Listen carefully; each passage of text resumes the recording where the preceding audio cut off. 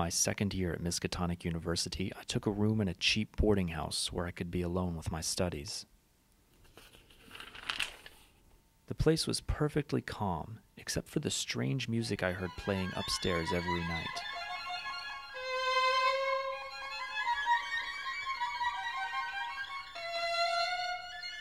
I eventually learned that I lived below a reclusive musician by the name of Erich Zann.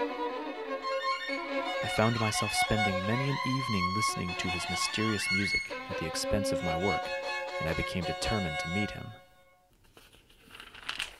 To meet the shy man, I had to accost him outside his door. Luckily, he found me friendly and invited me in to hear him play.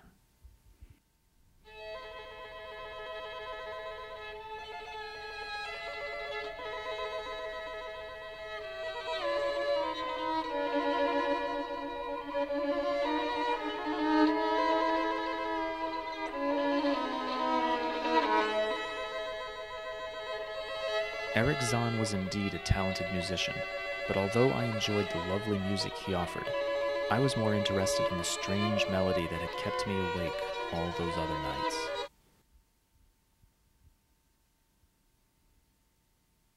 My request brought this performance of Erich Zann to an end. I was soon focused once again on my studies, while Zann began to avoid me as though we had never met. At night, I continued to indulge in his unknown music. Each performance seemed longer, more desperate than the last, until one evening when it stopped entirely. After forcing my way into his room, I found Erich Zann in a state of complete shock. He made no sound at all as I helped him to his chair.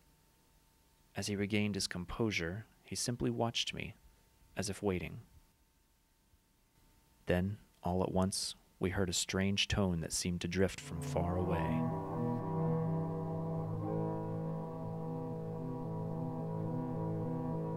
Erich Zann was affected immediately.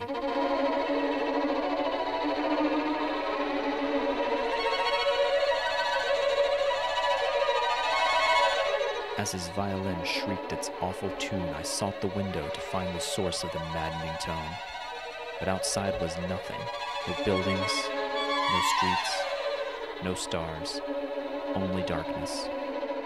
By the faint light of the room, I saw that Erich Zann no longer even moved, yet the violin's assault only increased in strength. I ran. I left everything behind and ran. I was never able to find the boarding house again, nor locate anyone who had so much as heard of it. I now focus entirely on my studies at the university, but I do so far away from the music of Erich Zann.